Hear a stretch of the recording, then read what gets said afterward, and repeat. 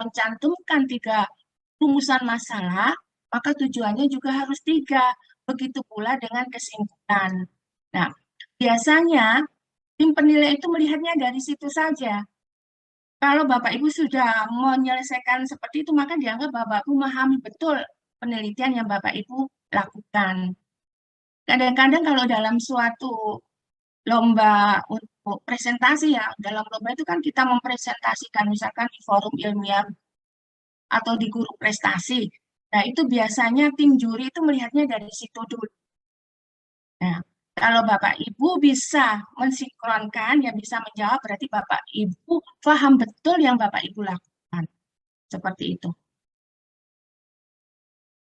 Ini menjawab yang kemarin, ya kan, saya sudah berjanji ke peserta yang ada bertanya, kira-kira judul untuk PTS itu yang bagaimana ya Bu? Nah, ini saya ada, kebetulan teman saya ini ya, beliau juga merupakan tim penilai, malah koordinatornya di provinsi ini. Dia juga merupakan kepala sekolah dari SMA Negeri 1 Wiringen Anom. Dia pernah melakukan PTS, penelitian tindakan sekolah dengan judul, ya Ibu-Ibu. Nah, dengan judul ini, menumbuhkan jiwa kewirausahaan siswa SMA Negeri 1 Wiringen Anom melalui budidaya ikan lele dalam rangka mengembangkan sekolah model. Nah, kebetulan waktu itu beliau sekolahnya sebagai pionir sekolah model. Nah, beliau melakukan ini. Kemudian penelitian beliau langsung dijurnalkan. Ini adalah cover dari jurnalnya, yaitu Cara Olah Pikir Edukatif. Ini dari Universitas Negeri Yogyakarta. Jadi jurnal itu tidak harus melalui penerbit yang ada di kabupaten, ya mungkin ada di, tapi melalui perguruan tinggi pun bisa. Seperti yang dilakukan oleh Kepala Sekolah SMA Wiringen Anom ini. Nah, ini kalau di perguruan tinggi, otomatis ini kan tingkatnya sudah nasional. Ya. Dan apabila sudah ber-ISBN, maka nanti langsung mempunyai nilai 4. PTK-nya sudah dapat nilai 4, jurnalnya dapat nilai 4. Jadi sudah 8. Nah, dan kalau dalam ini pengajuan angka kredit, ya, itu untuk publikasi ilmiah, untuk PKB-nya ya, publikasi ilmiah ini kita perbanyakannya, mungkin kita mengirimkan 3 saja sudah cukup. Ya, nanti ditambah dengan PKB yang lain, mungkin dari pengembangan diri kan di situ sudah ada aturannya di buku 4. Maksimal pengembangan diri itu berapa nilainya. Ya, yang minimal berapa. Jadi nilainya nanti bisa dipakai tabungan kalau misalnya ada kelebihan angka seperti itu. Kemudian mungkin ada ini beberapa judul yang lain sebagai referensi ya untuk Bapak Ibu yang mempunyai tugas sebagai kepala sekolah. Sini ada beberapa judul ya, mungkin nanti bisa memberikan inspirasi bagi Bapak Ibu sampai di sekolah nanti akan melakukan suatu penelitian. Di sini untuk judul yang pertama, peningkatan kemampuan guru IPS dalam menentukan kriteria ketuntasan minimal KKM di SMA Negeri 1 Sidayu melalui workshop dan koreksi silang berpasangan. Nah, ini judul ini saya peroleh dari Pak Hafidz ya. Ya, ini dosen dari Universitas Gresik dan beliau sudah golongan 4D. Nah, ini 3 judul ini miliknya beliau. Ini ya saya sudah permisi pada beliau untuk men-share ke Bapak Ibu supaya Bapak Ibu mempunyai gambaran gitu kira-kira seperti apa judul PTS itu. Dan nanti mungkin dari sini Bapak Ibu sampai di sekolah bisa merenungkan melakukan penelitian apa yang anggap instansi Bapak Ibu itu yang sekiranya itu penilaiannya rendah. Nah, kemudian Bapak Ibu melakukan penilaian supaya nanti terjadi peningkatan. Nah, peningkatnya ini di bidang apa? Terserah, mungkin bisa melalui kinerjanya dari Bapak Ibu. atau mungkin pembiasaan dari siswa tentang ibadahnya atau bagaimana. Banyak. Atau untuk tentang sarana dan prasarana di sekolah, pemakaian prasarana itu secara efektif bagaimana, itu bisa. Ya. Kemudian ini ada judul yang kedua, penggunaan workshop dan koreksi silang berpasangan untuk meningkatkan kemampuan guru IPS dalam menentukan KKM di SMA Negeri 1 Benjeng. Ya, karena beliau ini kan guru geografi ya, juga pengawas, jadi berkecimpungnya tentu dengan IPS. Dan judul yang ketiga nanti juga bisa menginspirasi Bapak Ibu yang mempunyai tugas ya sebagai kepala sekolah, penggunaan pendekatan workshop untuk meningkatkan kemampuan dalam membuat KTI di 5 sekolah dasar di Kecamatan Manyar. Ketiganya ini merupakan penelitian beliau di daerah Gresik, ya, di Provinsi Jawa Timur. Beliau ini sangat aktif sekali dalam menulis dan menginspirasi saya, ya. Justru beliau itu yang orang pertama menginspirasi saya supaya menulis.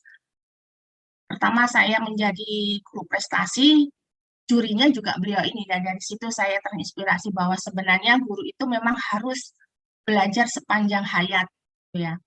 Jadi setiap hari kita juga harus menambah ilmu kita karena memang kemajuan teknologi itu tidak bisa kita kiri lagi, dan kita justru harus ikut dengan kemajuan teknologi itu. Apapun perubahan dunia, apapun perubahan itu, kita tetap melakukan peningkatan kemampuan atau peningkatan kompetensi. Nah, ini ya Bapak Ibu ya, ada 4 judul ya tadi. Yang pertama miliknya Pak Sukadi dan ini miliknya Pak Hafid. Mudah-mudahan dengan judul-judul ini Bapak Ibu sebagai kepala sekolah bisa terinspirasi, bisa mulai melakukan penelitian di instansinya masing-masing. Ini sekedar untuk tambahan dari pertanyaan peserta kemarin, pertemuan keempat. Nah, Bapak Ibu, dari awal saya memberikan contoh judul PTK, itu kan ada 3 judul yang saya pakai untuk bisa menjelaskan bab 1, 2, dan 3 itu satu judul, yaitu judul ini, penerapan strategi pembelajaran kooperatif teknik START melalui media papan monopoli untuk meningkatkan partisipasi dan hasil belajar kelas 11 A3 SMA 1 Cermai pada materi hukum gravitasi Newton. Ini yang kemarin saya pakai sebagai apa nih judul yang akan nanti saya pakai untuk menjelaskan bab 1 dan 3. Nah, tetap pada malam hari ini kita memakai judul ini ya. Jadi kita tidak berubah judul dengan maksud supaya Bapak Ibu bisa menghubungkan dengan materi yang kemarin ya. Dengan materi kemarin itu Bapak bisa menghubungkan sehingga tidak terjadi kesalahpahaman, tidak terjadi pemahaman ya, sehingga nanti anggapan Bapak Ibu itu tidak seperti yang harapkan dalam diktat ini. Nah, ini kita langsung masuk ke bab 3-nya ya Bapak Ibu. Di bab 3 ini kita akan membahas tentang metodologi penelitian. Nah, di sini metodologi penelitian itu adalah sebagai metode pada umumnya. Ya, pada bagian ini Bapak Ibu harus menguraikan secara detail dan praktis ya langkah-langkah apa saja yang akan ditempuh baik dari jenis penelitian, kemudian pengumpulan data hingga pada analisa data. Ya. Nah, apa yang tadi sudah Bapak Ibu lakukan dalam langkah-langkah pengumpulan data ya teknik. Nah, ini juga sebagai sarana ya untuk nanti data ini sebagai untuk diuji kebenarannya ya. Ini maksudnya dari metodologi penelitian. Nah, sekarang untuk setting dan subjek penelitian, Bapak Ibu harus sudah tentukan. Oh, maaf.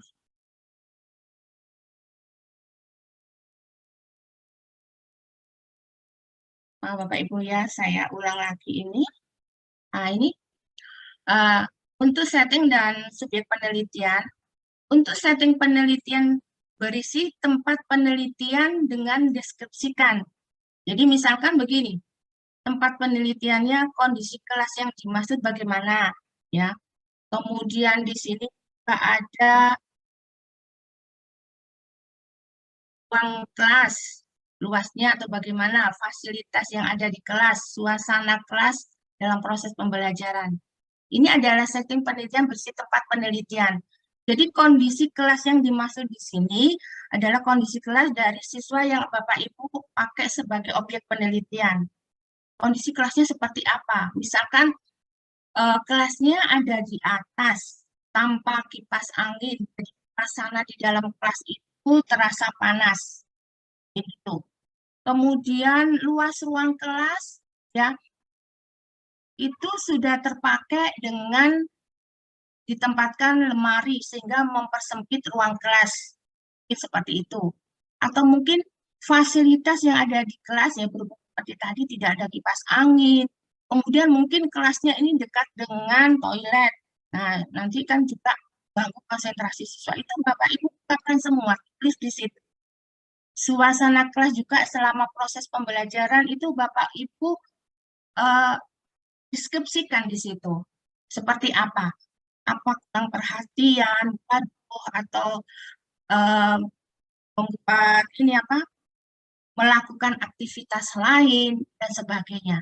Nah, kemudian subjek penelitiannya ya, subjek penelitian berisi yang diliputi jenjang kelas. Nah, seperti di ini tadi juga kan jenjang kelasnya kelas 11 IPA 3. Berarti di situ di kelas itu masih ada A1, A2, A3 dan seterusnya ya. Nah, yang dipakai sebagai tempat penelitian, subjek penelitian ini kan adalah kelas 11 A3.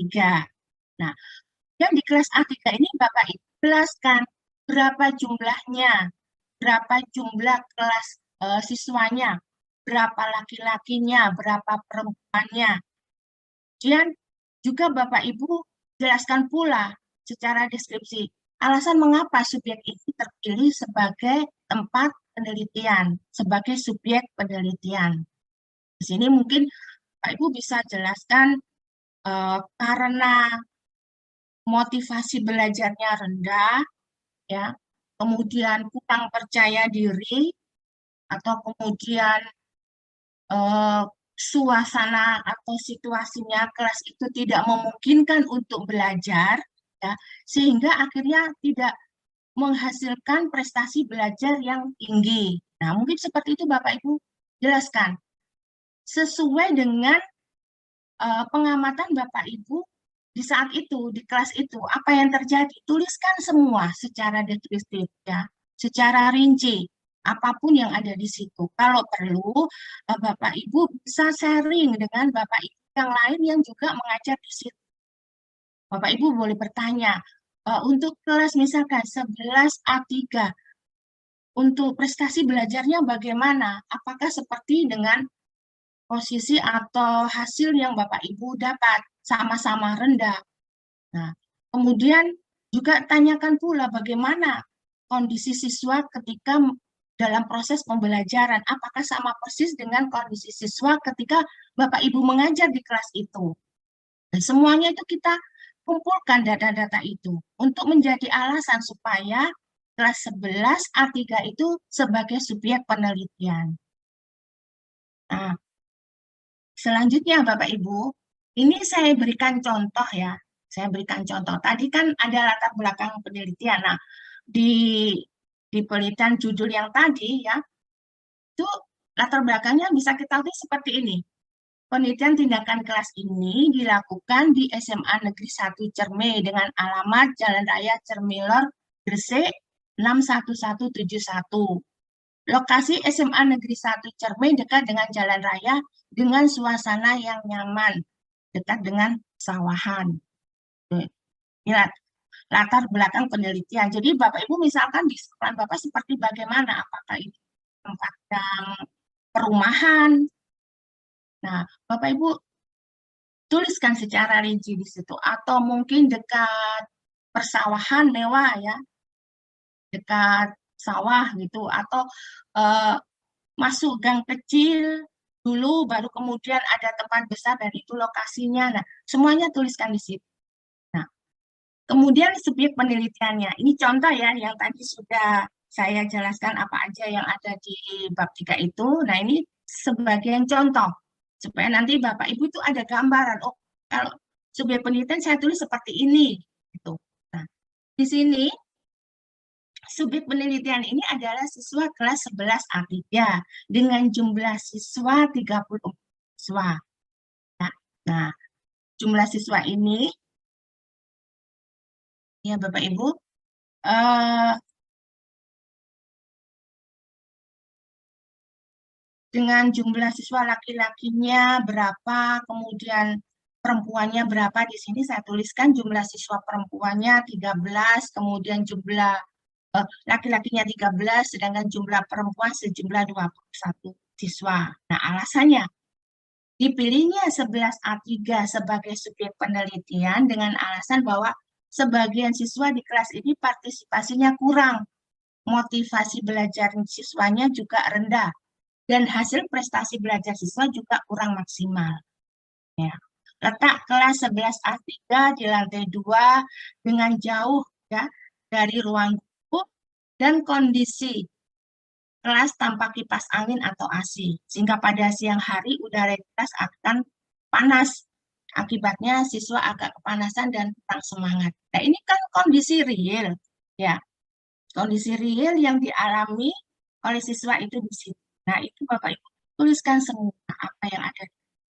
Atau mungkin jendelanya tertutup rapat, sehingga ventilasi udara juga kurang lancar, sehingga nanti untuk proses pembelajaran siswa itu merasa kegerahan. Boleh, semuanya Bapak Ibu tuliskan di situ. Ini subjek penelitian. Nah, sekarang waktu penelitiannya. Nah, penelitian ini adalah waktu penelitian ketika Bapak Ibu mengawali. Ya, di sini saya tulis penelitian tindakan keras dilaksanakan pada bulan Agustus sampai Oktober tahun sekian. Ya, ada semester sekian, tahun pelajaran sekian. Ini Agustus, September, Oktober, berarti 3 bulan. Kok lama, Bu? Nah, di sini kan dimulai dari perencanaan, ya, kemudian persiapan. Itu kan juga lama. Kalau misalnya persiapannya Bapak Ibu perlu membuat alat peraga, nah alat peraganya itu kan tidak cukup dengan 1 hari, 2 hari. Nah, itu perlu Bapak Ibu persiapkan. Nah, actionnya di mana? Nah, mungkin actionnya di bulan kedua, di bulan September. Kemudian Oktobernya itu mulai Bapak melakukan apa nih perenungan, melakukan refleksi untuk membahas bab 4-nya itu. Jadi udah harus PTK itu terjadi oh hanya 1 bulan saja.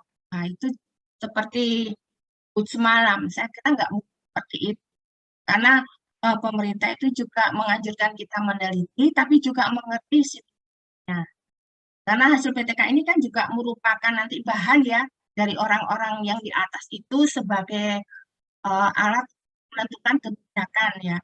Karena mereka kan tidak berhubungan langsung dengan objek kita yang ada di lapangan. Jadi kalau kita melakukan penelitian dan beliau baca, maka ini sangat bagus karena beliau nanti dalam pengambilan keputusan paham betul. Oh ternyata di lapangan itu seperti ini. Gitu. Oke, kita lanjutkan dengan rancangan dan prosedur penelitian. Nah, rancangan penelitiannya. Karena kita di sini memakai proses atau memakai metode konsepnya deskripsinya PTK, maka deskripsinya konsepnya juga PTK, rancangan model PTK. Kemudian Bapak Ibu beri alasan. Di sini modelnya itu apa?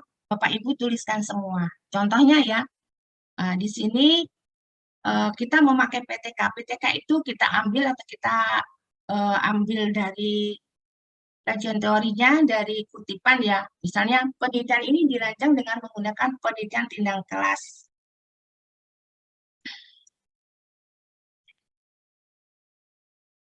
Kemudian di sini penelitian yang dilakukan oleh guru di dalam kelasnya sendiri melalui refleksi diri. Ya. Kemudian dengan tujuan untuk memperbaiki kinerjanya sebagai pendidik sehingga kualitas proses dan hasil belajar meningkat. Nah, di sini kan kutipan dari Wardani tahun 2007. Nah, ini Bapak Ibu sebutkan kembali tidak apa-apa. Ya.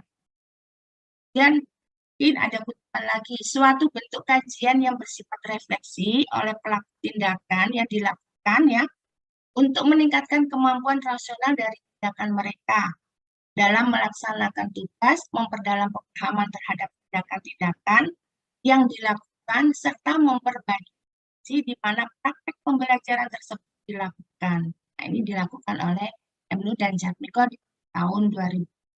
Dan di sini kan contoh-contoh bagaimana mendeskripsikan konsep PTK berdasarkan pemikiran para ahli.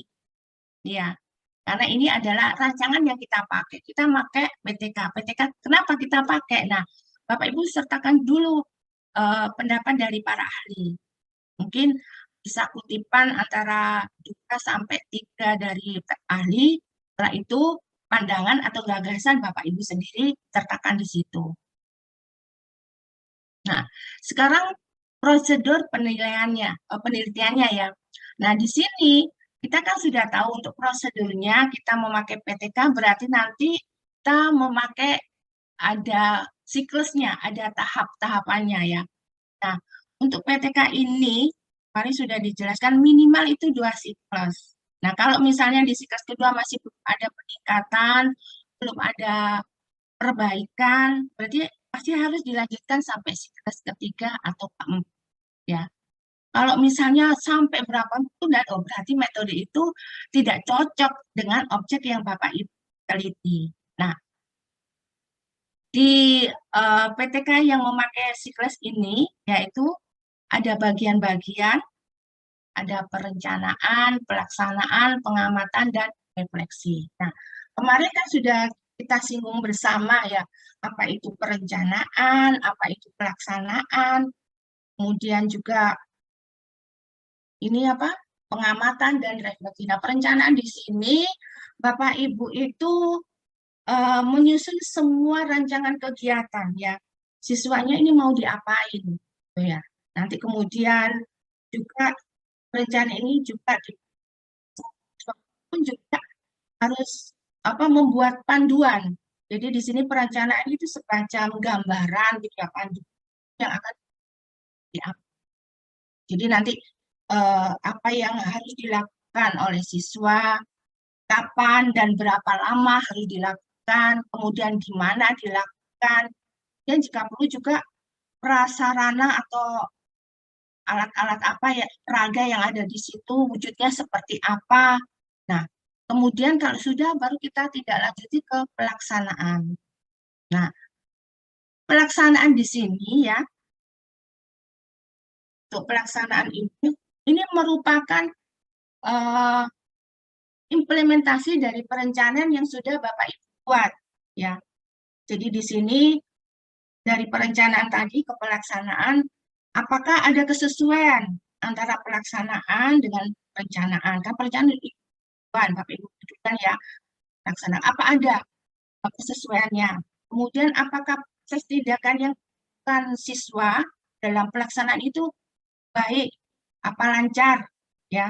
Kemudian juga bagaimana situasi waktu proses tindakan itu, kondisinya di kelas itu seperti apa pada saat pelaksanaan. Ya. Kemudian juga apakah siswa itu waktu melaksanakan itu bersemangat. Nah, semua hasil-hasil itu tadi ya, Bapak Ibu perlu tuliskan aja dalam catatan Bapak Ibu. Supaya nanti pada saat Bapak Ibu melakukan refleksi, memori itu masih ada. Pada saat kita merenung ya kondisi kelas, Bapak Ibu masih ingat karena sudah ada catatan. Jadi pada pelaksanaan itu Bapak Ibu catat semua. Nah, paling juga saya sarankan ya teman supaya nanti ada hal-hal atau kegiatan siswa yang tidak sempat kita lihat. Nah, itu teman kita bisa melihat. Ataupun mungkin teman kita itu bisa melihat juga cara kita waktu action itu seperti apa kurang atau apa. Nah, ini juga bisa melakukan itu ya, pada saat pelaksanaan. Nah, kemudian ada pengamatan. Sudah tadi saya katakan bahwa pengamatan itu bisa dilakukan oleh Bapak Ibu sendiri berkolaborasi dengan teman. Nah, kalau Bapak Ibu menggunakan atau berkolaborasi dengan teman, tentunya teman ini kita bekali dengan format pengamatan. Jadi di situ ada asesmen-asesmen yang eh, dipakai, dibawa, sehingga teman kita itu bisa membantu apa aja yang harus diamati di situ. Ya. Kemudian ada sampai ke refleksi. Itu kita merenung ya, merenung apa yang apa ini terjadi pada saat pelaksanaan, pada hasil dari pengamatan itu seperti apa. Kita lihat kembali, dan eh, ini dalam refleksi itu kita harus melibatkan seluruh siswa. Jadi mungkin di catatan kita pada saat pengamatan itu hanya kita tulis si A begini, si B begini. Nah, tidak, Bapak Ibu. Jadi semua kita amati. Itu kan hanya satu dua, tapi semua dari misalkan dalam kelas itu ada 30 siswa, ya semuanya harus kita amati. Kita flashback kembali, kita renungkan kembali apa yang terjadi pada saat itu. Kemudian, nah, dalam perencanaan pelaksanaan pengamatan dan refleksi ini ya, ini dalam PTK itu kan ada beberapa macam model PTK. Nah, di sini Bapak Ibu sebutkan bahwa PTK yang Bapak Ibu gunakan itu adalah PTK jenis ini. Nah, tadi sudah saya sarankan juga, Kak Ali Sunarno juga menyarankan bahwasanya lebih baik dalam PTK itu Bapak Ibu kan nanti Bapak Ibu sebutkan di sini nanti akan dibahas yang tahap ya, diteruskan oleh David dalam kan ini ya, ya, apa aja dalam tahapan ada perencanaan, ada ekspektasi, misalkan di situ literatur atau yang lebih banyak tentang jenisnya tagger sampaikan di situ atau mungkin bagannya ya bagian kemarin hari berapa itu sama ya. Nah itu tuliskan di situ, cantumkan di situ supaya nanti pembaca yang melihat penelitian kita itu paham nanti alurnya. Nanti kalau misalnya dari perencanaan, pelaksanaan, pengamatan, refleksi, kalau belum ada peningkatan, oh kembali lagi ini ke siklus kedua, dilakukan sebenarnya itu Bapak Ibu sertakan di situ. Nah, sekarang teknik pengumpulan data. Teknik pengumpulan data ini kan kita memakai instrumen ya. Nah, instrumennya ini tadi kan sudah kita rencanakan seperti apa. Kemudian di judul itu kan juga tertera ya. Di judul itu kita maunya tujuannya untuk apa? Untuk meningkatkan prestasi, partisipasi. Nah, supaya meningkatkan partisipasi itu kita pakai apa sebagai bahan untuk datanya. Kemudian untuk meningkatkan prestasi siswanya. Nah, prestasi siswanya itu juga memakai instrumen apa? Itu kita sebutkan di sini. Instrumen yang digunakan untuk data misalnya observasi, dan ada lembar paket, ada wawancara, sosialisasi, atau mungkin dokumentasi, tes, dan sebagainya. Ini adalah bahan-bahan atau instrumen yang Bapak Ibu gunakan dalam melakukan pengambilan data. Nah, contohnya, ya, sini saya ambil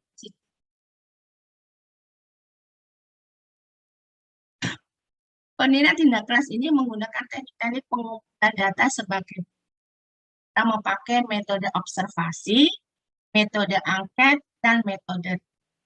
Nah, dalam penilaian ini kan tadi sudah ini ya, metode kasih angket data. Kita tindakan kritis. Instrumen yang digunakan apa?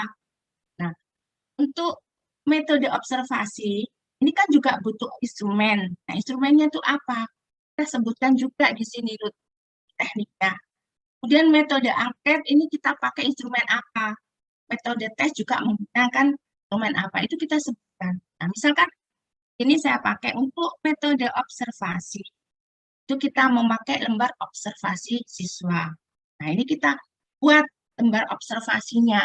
Jadi tiap siklus kita siapkan lembar observasi siswanya. Ya. Nah, karena di sini apa ini penelitiannya itu merupakan kooperatif, ya berarti nanti kan siswa itu diperlakukan mereka prosesnya kerjanya atau belajarnya secara kelompok, ya. Jadi di sini ada terbagi beberapa kelompok dan di dalam RPP Bapak Ibu kan pada awal bahwa siswa dikondisikan dalam kelompok di mana masing-masing kelompok misalkan 4 orang. Nah, dari 4 orang ini nanti ya dipilih siapa ini ketuanya. Nah, kemudian dari satu kelompok ini mungkin dibuat nama, itu nama terserah dari kesepakatan Bapak Ibu dengan siswa, atau mungkin menggunakan nama peneliti, ya kan, Albert Einstein atau Dalton, atau mungkin nama buah, terserah. Jadi diberi nama dari masing-masing kelompok itu.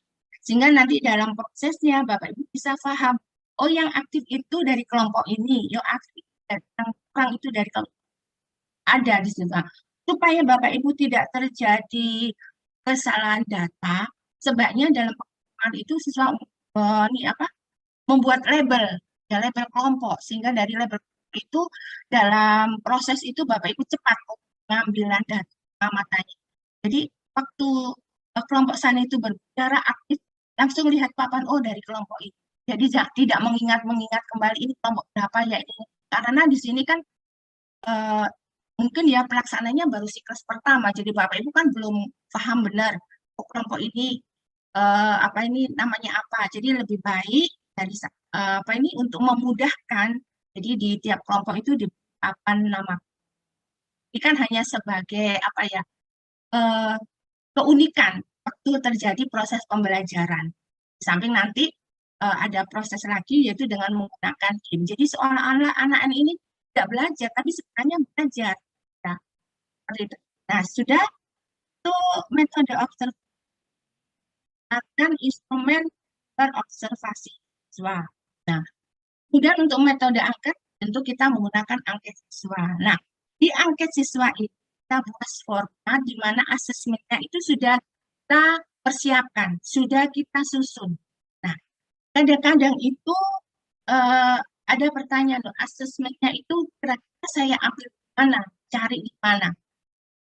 Ada beberapa itu ini mengajarkan bagaimana cara membuat instrumen, ya.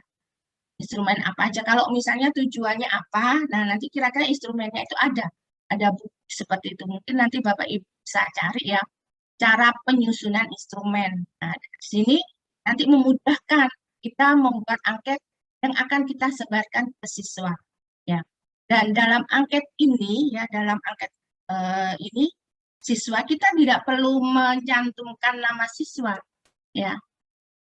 Karena di sini nanti yang kita olah datanya itu kan prosentase, jadi jumlah, ya jumlah dari uh, apa ini hasil jawaban dari angket siswa. Jadi nanti kita prosentasikan. Demikian juga dengan lembar observasi siswa ini.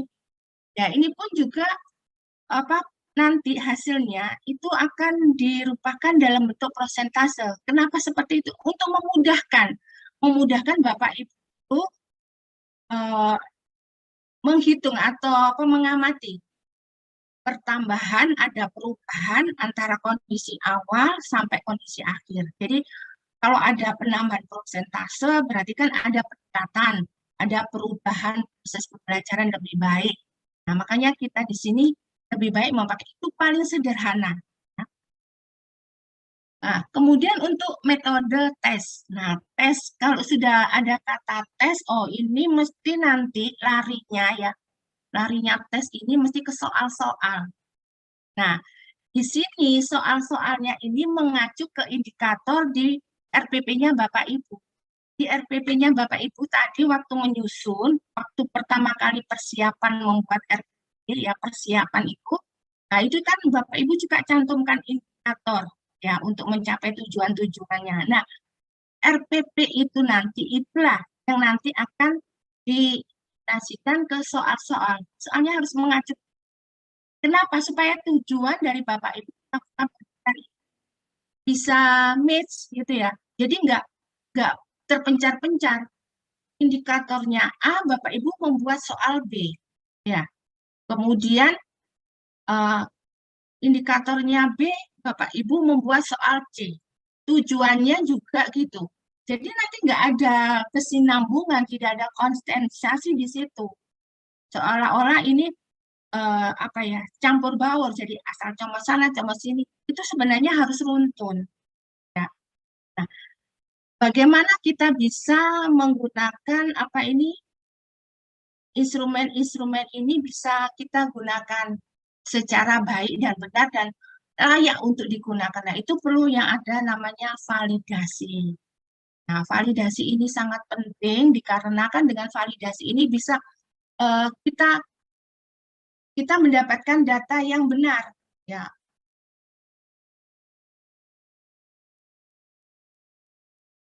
ini saya kasihnya. Oh, belum ya. Kita ke teknik analisa data dulu. Nah, untuk teknik analisa data pada bagian ini ya, Bapak Ibu jelaskan secara teknis analisa data yang digunakan ya untuk dikelompokkan, untuk dikumpulkan.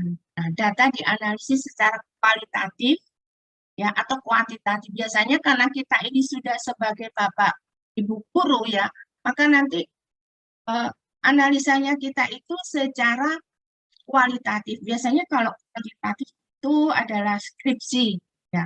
Skripsinya dari adik-adik kita itu disertai dengan statistik, maka nanti secara ini ya, secara kuantitatif.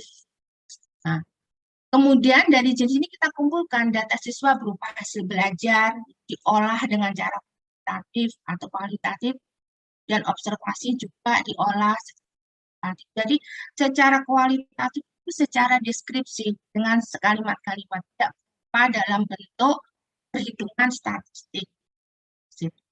Nah, contohnya ini. Nah, ini ada contoh ya, dari judul yang sudah kita sepakati diambil yaitu tentang praktikat ya. Ini ada contoh selanjutnya dari materi hukum gravitasi Newton dengan penerbitan pembelajaran kooperatif teknik start melalui media papan monopoli. Ini kemudian dilakukan pengumpulan data, dianalisis dengan cara sebagai data instrumen lembar observasi ya yang tadi itu ya akan diperoleh partisipasi siswa dalam proses belajar mengajar ya. Jadi tadi kan ada observasi yang tadi sudah kita ulas ya. Nah, kemudian dari instrumen angket siswa. Nah, ini akan kita peroleh data tentang respons siswa terhadap strategi kooperatif teknik start melalui media papan. Kemudian Bapak Ibu. Nah, dari instrumen lembar soal akan diperoleh data penguasaan materi hukum gravitasi Newton. Nah, yang tadi, nah ini Bapak Ibu ya. Ah, yang tadi yang sudah saya contohkan ada metode observasi. Ini kan teknik-teknik pengumpulan data. Metode angket, metode tes. Nah, dari metode teknik pengumpulan data ini kita buat instrumennya. Ya, instrumennya untuk yang metode observasi kita menggunakan lembar observasi siswa. Untuk metode angket kita menggunakan angket siswa. Dan untuk lembar soal ya, soal ini kan per siklus ya.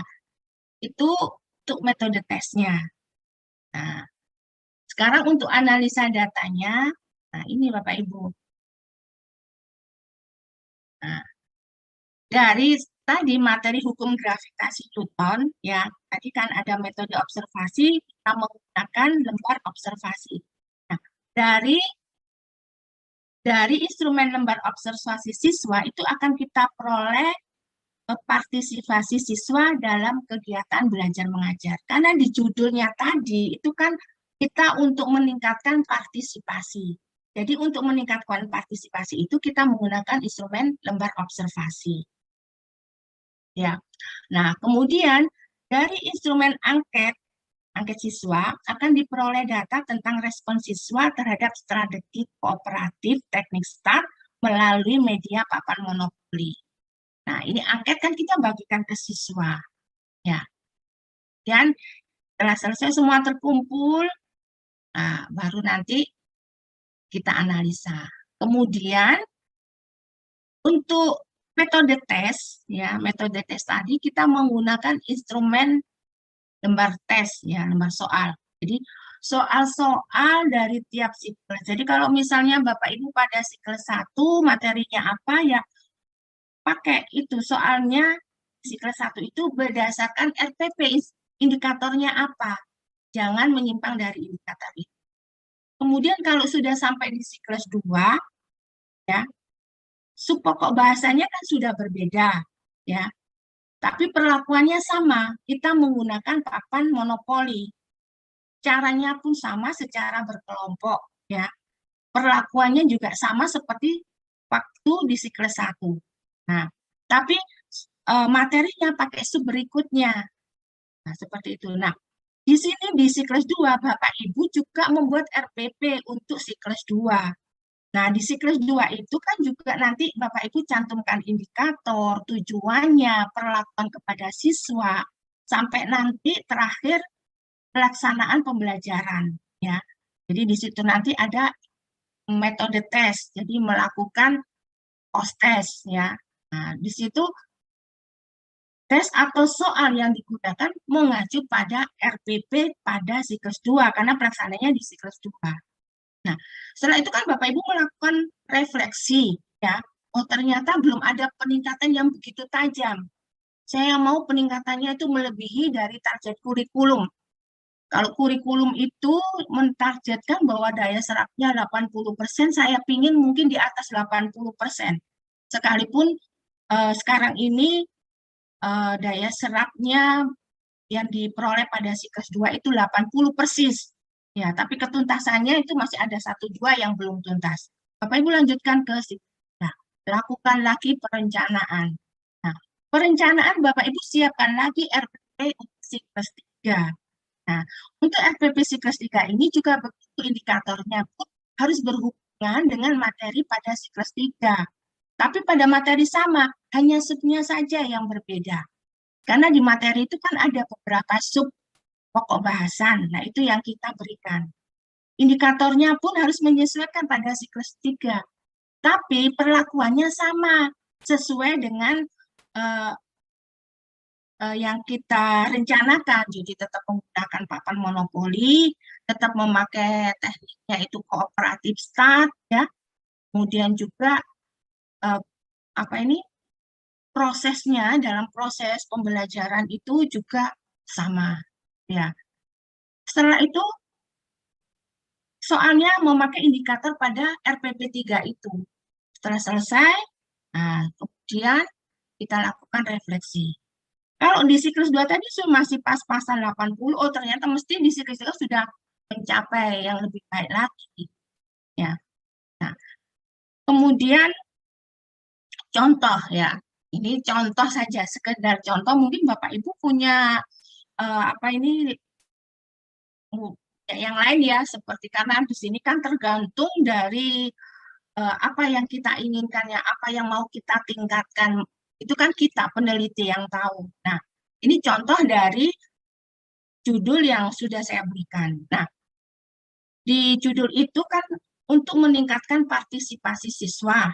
Kemudian di partisipasi itu saya menggunakan instrumennya observasi, lembar observasi. Nah, lembar observasinya ini, nah, kita buat seperti ini lembar observasinya. Ini salah satu contoh. Kebetulan ini saya ambil dari siklus 3 ya.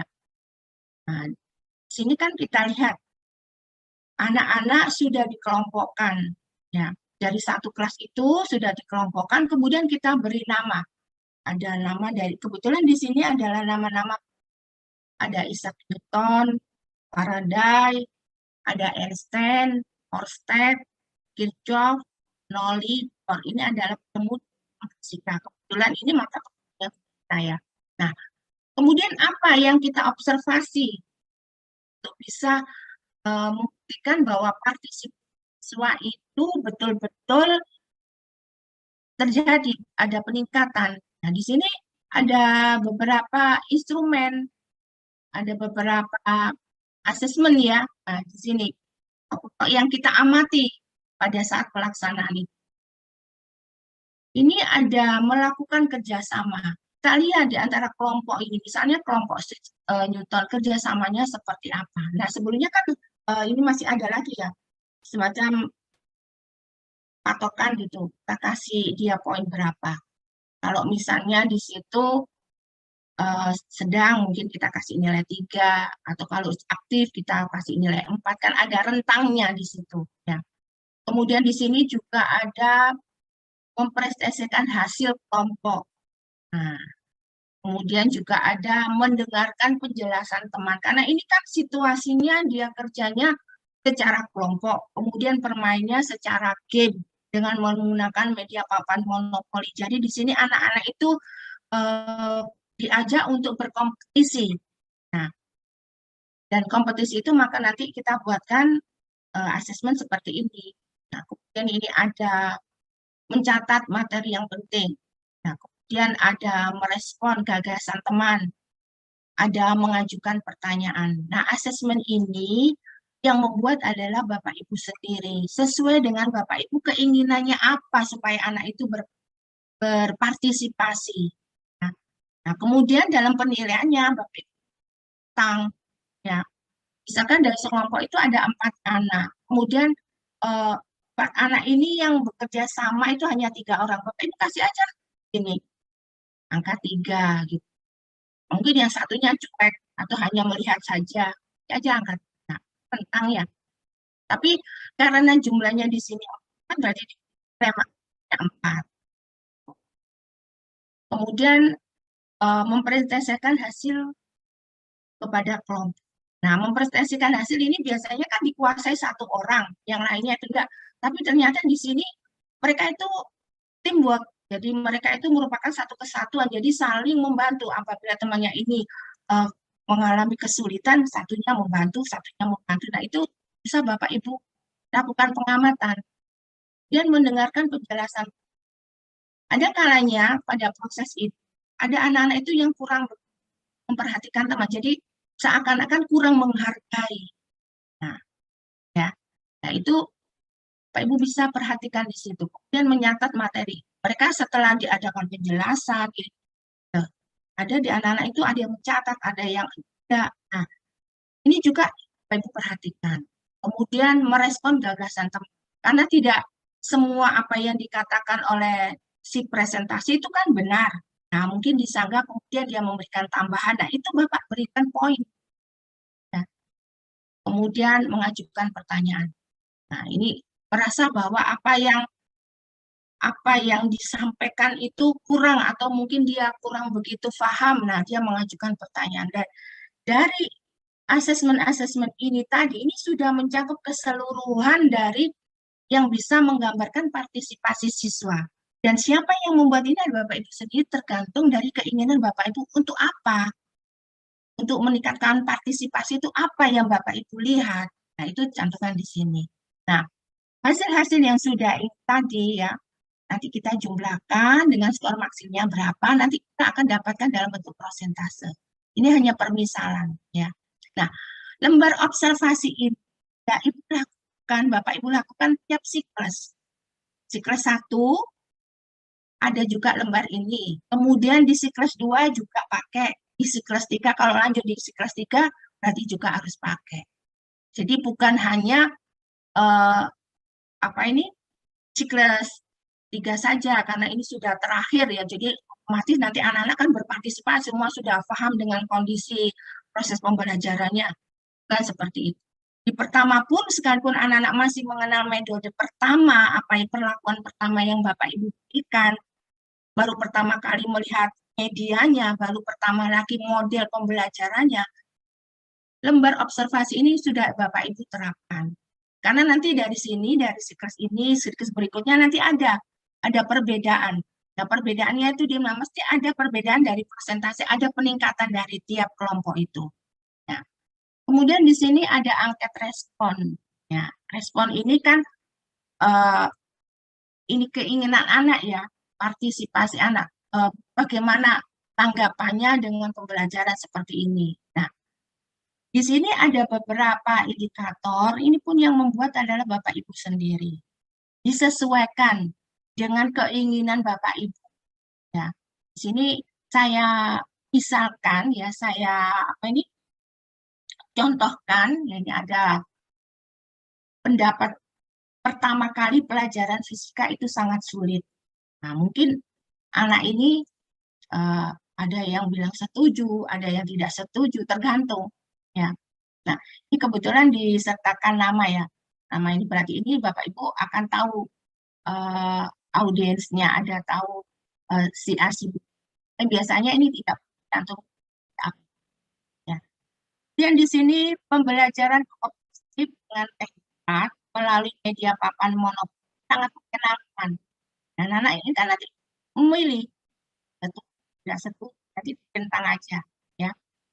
Kemudian pembelajaran dengan kompetisi sangat menantang. Ini kan anak-anak sudah dalam game berkelompok, otomatis nanti gaduh rame, tapi mengasihkan. Nah, nanti mereka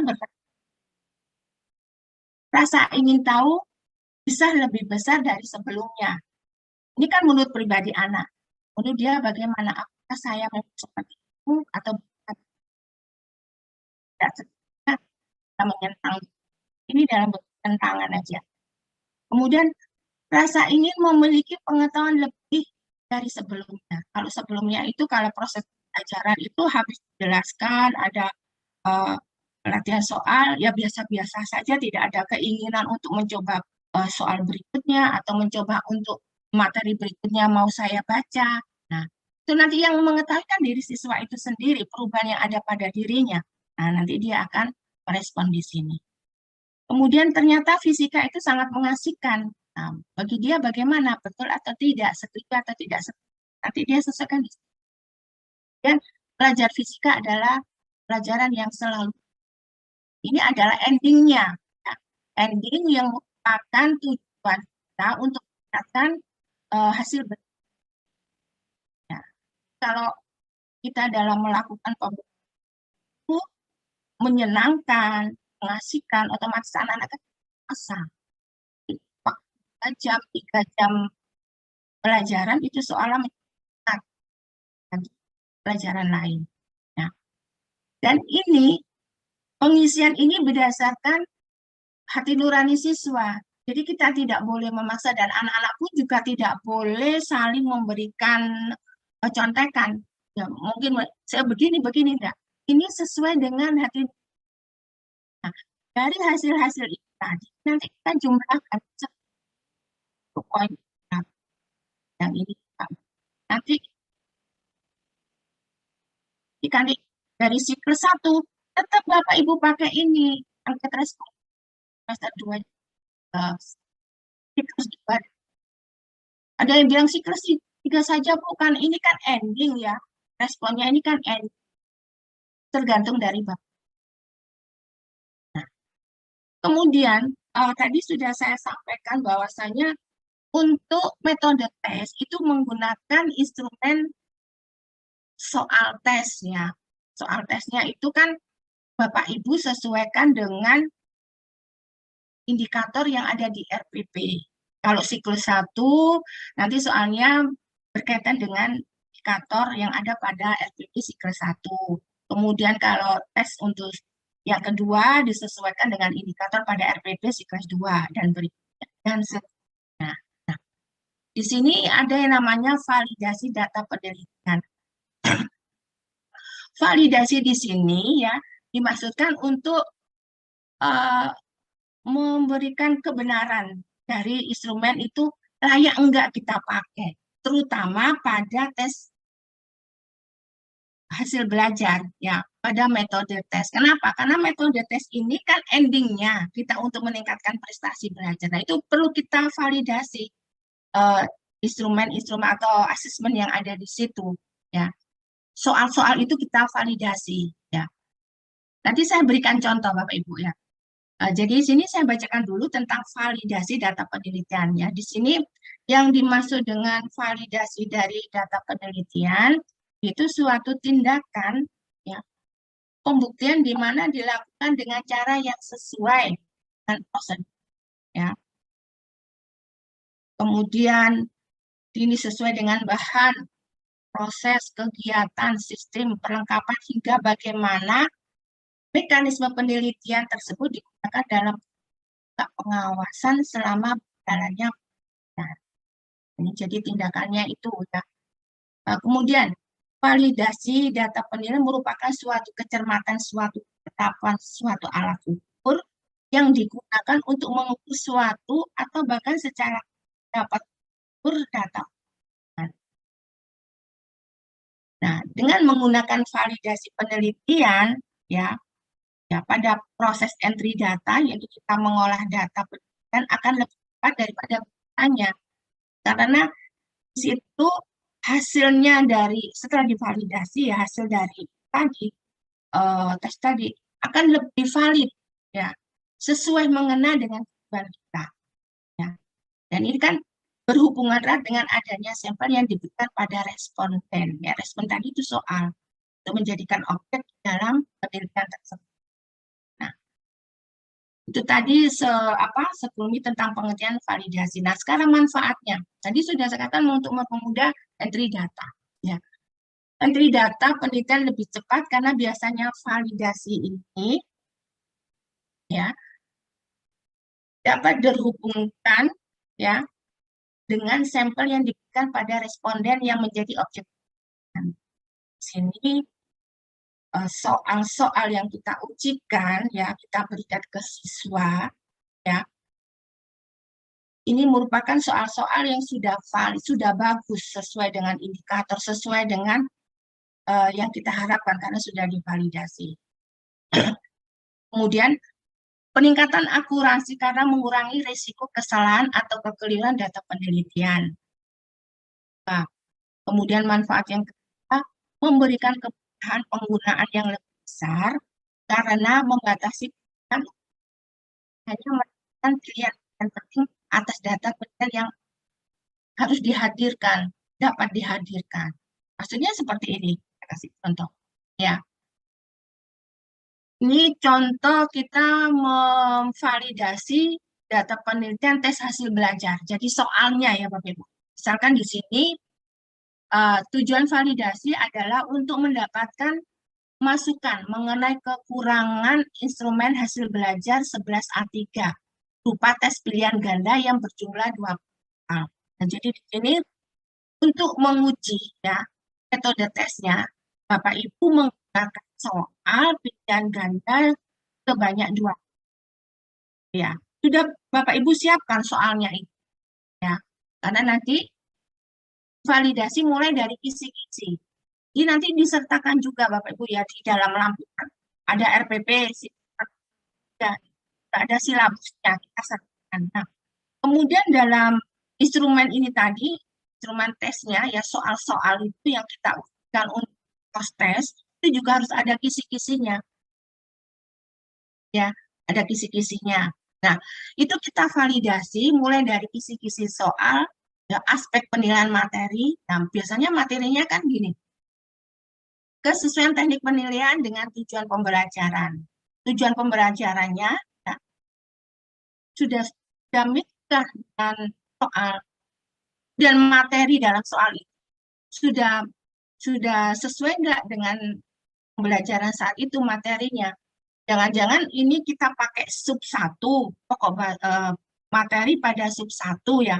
Ternyata soal sub 2 masuk di situ. Nah, itu kan berarti tidak ada kesesuaian, harus disesuaikan ya dengan tujuan pembelajaran dan indikator. Kemudian konstruksi soalnya seperti apa, nah itu juga harus disesuaikan.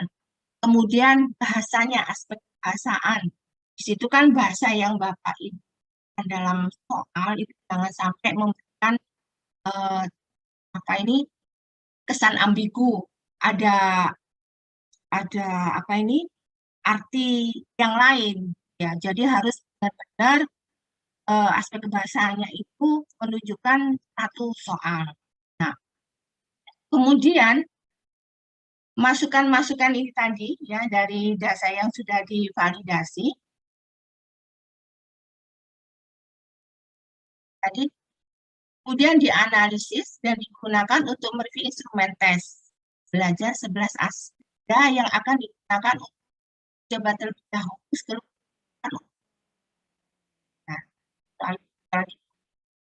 Nah, dan kita analisis enggak.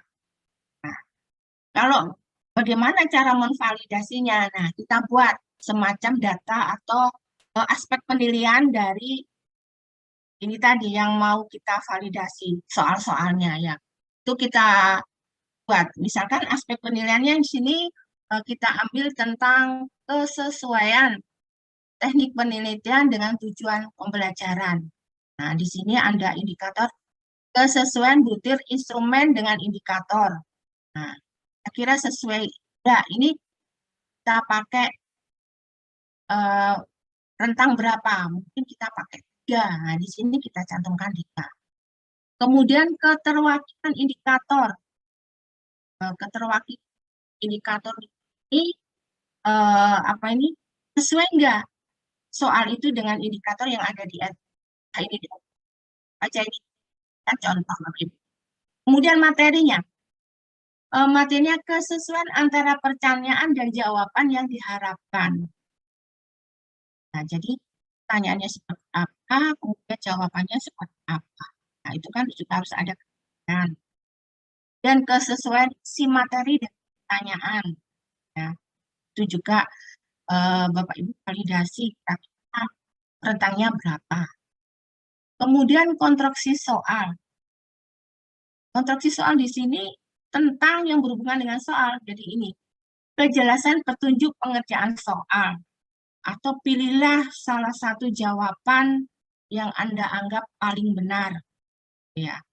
Atau mungkin di situ sekalipun soalnya pilihan ganda, tapi sekarang kan ada model lagi apa ini soal yang pilihannya lebih dari satu. Ya, seperti itu. Kemudian kejelasan soal yang dibuat. Nah, soal ini jangan sampai menimbulkan arti atau persepsi yang lain. Ya. Kemudian kebahasaan. Kita lihat soal itu tentang susunan bahasanya, susunan kalimat bahasa yang digunakan sesuai dengan kaidah bahasa Indonesia.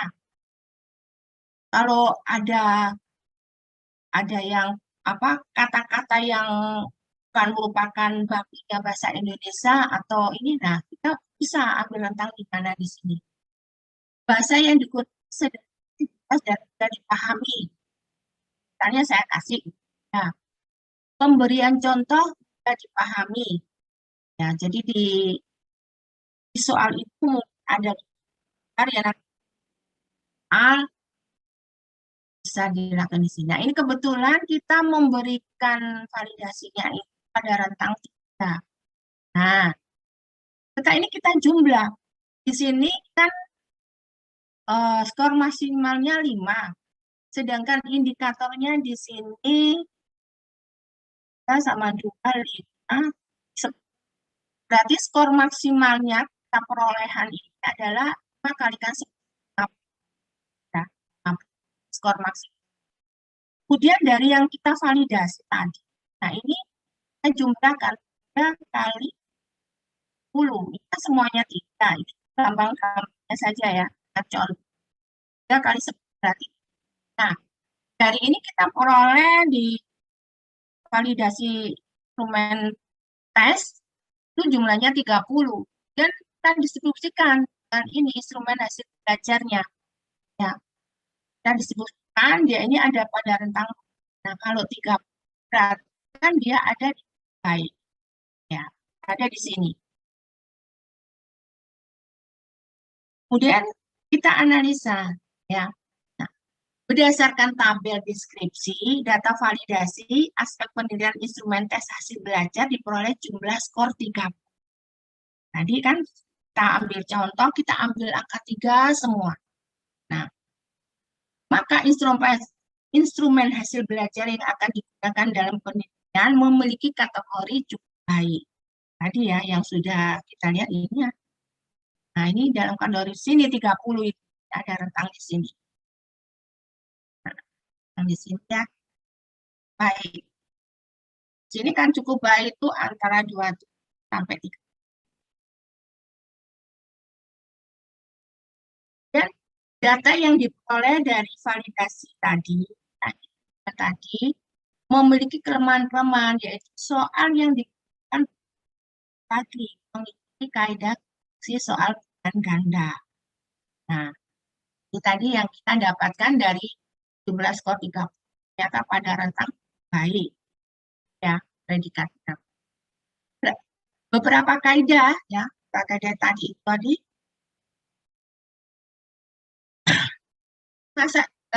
masih tampak tepatnya di mana? Di sini. Dan contoh ya, mungkin di option atau pilihan jawabannya.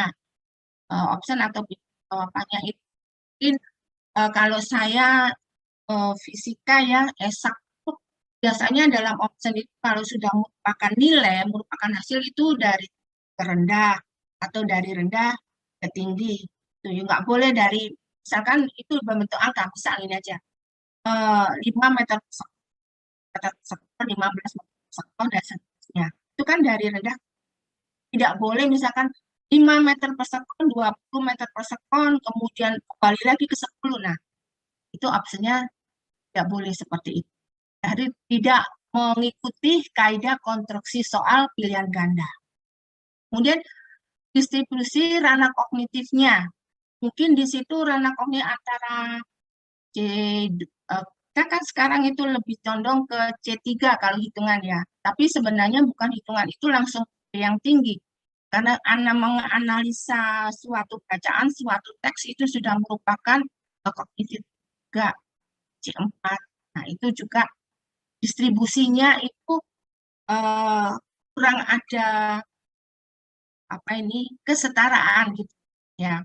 Kemudian bahasa yang digunakan juga ya ternyata masih kurang baik, tidak sesuai dengan kaidah EYD mungkin seperti.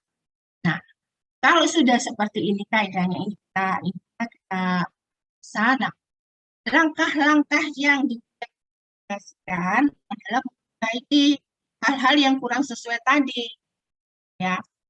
Nah, apa aja tadi yang kurang sesuai itu kita perbaiki. Tapi tetap kita pakai instrumennya. Ini kesimpulannya. Kesimpulan hasil validitas, hasil validitas ada, katakan layak untuk uji.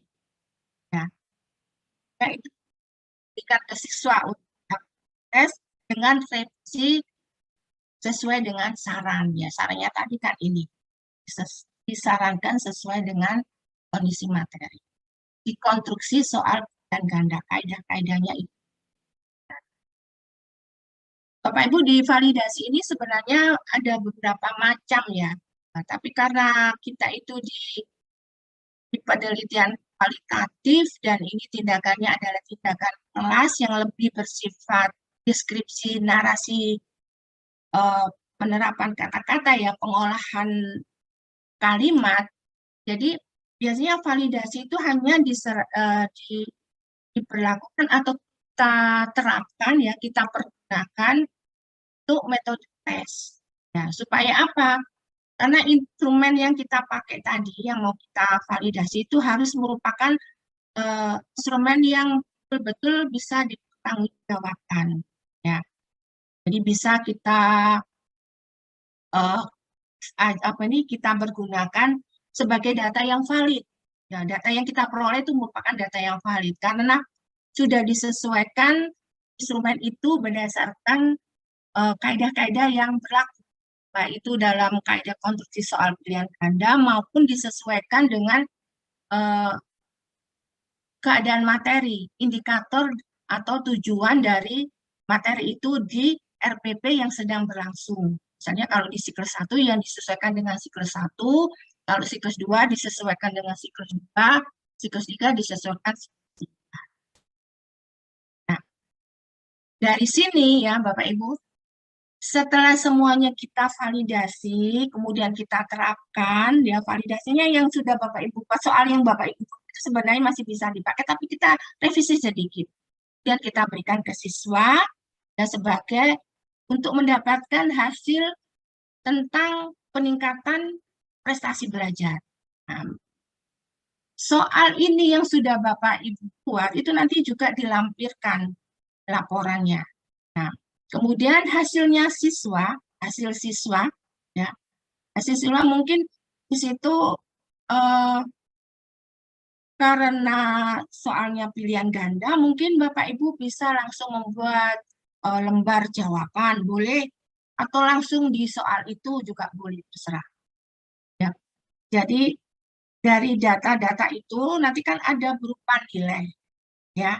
Nah, nilainya ini nanti Bapak Ibu mulai analisa. Nah, di pokok bahasan itu, di materi itu, Bapak Ibu sudah menerapkan berapa KKM-nya. Sesuai pada awal Bapak Ibu mengadakan penyusunan KKM. Ya, misalkan 75. Nah, setelah Bapak Ibu semua selesaikan, kemudian lihat ya, ternyata yang ke atas itu berapa persen. Kemudian yang 74 ke bawah itu berapa persen. Nah, dari sini kalau misalkan presentasi itu sudah meningkat dari siklus 1, siklus 2, nah maka berarti nanti juga sudah ada perubahan, sudah ada perbaikan, ya, sudah ada peningkatan pada siswa itu. Nah, akhirnya dari tadi instrumen-instrumen tadi itu kita analisa, kita olah di bab 4. Ya, kita mengolahnya per siklus, ya, siklus 1, siklus 2, siklus 3, semuanya kita olah, kemudian timbul gagasan kita, ide kita, kesimpulan kita dari penelitian kita itu kita cantumkan, kita kiskan dengan kutipan atau pendapat dari para ahli. Nah, di situ kita olah, ya, kita mulai mengolah data-data sehingga nantinya Bapak Ibu bisa sampai di yang merupakan kesimpulan dan saran. Ya.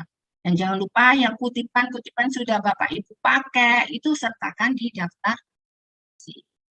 Nah, mungkin itu ya Bapak Ibu yang bisa saya sampaikan ya mengenai bab 3 ini. Ya. Mudah-mudahan ini nanti menjadi menjadi pembuka pencerahan pemikiran Bapak Ibu. Oh, ternyata itu soal itu nggak asal comot gitu. Ya memang benar, nggak itu aja. Toh nanti penilai juga nggak tahu. Nah, kita kan berangkatnya dari pendidik yang kreatif dan inovatif. Nah, kata-kata itu yang kita pegang, jadi kita melakukan langkah-langkah penelitian ini dengan benar, ya, bisa dipertanggungjawabkan, ya, seperti itu Bapak Ibu. Mudah-mudahan untuk selanjutnya Bapak Ibu tidak mengalami kesulitan, ya, dan nanti bisa langsung praktek melakukan penelitian di kelas untuk memperbaiki proses pembelajaran, juga untuk memperbaiki kinerja kita dalam mengajar. Dan kita nanti ini menjadi yang dinanti siswa. Kok Bapak Ibu nggak datang-datang ke kelas ya? Kenapa ya? Sampai nanti dijemput di kelas, di ruang guru. Di ruang guru dijemput, diajak ke kelas. Nah, seperti itu yang kita harap. Mungkin itu ya Bapak Ibu dari 3 hari ini yang bisa saya sampaikan. Mungkin ada pemakaian bahasa saya yang kurang berkenan, atau mungkin ada beberapa penyampaian saya yang mungkin menurut Bapak Ibu kurang, ini saya mohon maaf. Ya, karena memang saya di sini juga belajar, saya memberikan materi ini juga berdasarkan kita saling sharing ya. Saya berdasarkan pengalaman dan Bapak Ibu mungkin punya pengalaman yang lebih dari saya. Kita saling sama-sama memberi masukan. Terima kasih Bapak Ibu sudah mau mendengarkan ya, mau mendengarkan ini apa kata-kata saya sampai 3 hari, sampai malam, sampai setengah 10. Apalagi di Indonesia Timur itu kalau nggak salah sampai setengah 12 mungkin ya. Nah, itu hebat sekali. Terima kasih Bapak Ibu dan mohon maaf apabila ada kesalahan selama saya memberikan materi. Mbak Nisa, mungkin itu yang bisa saya berikan ya kepada para peserta dan mudah-mudahan juga nanti bisa ditindaklanjuti. Saya kembali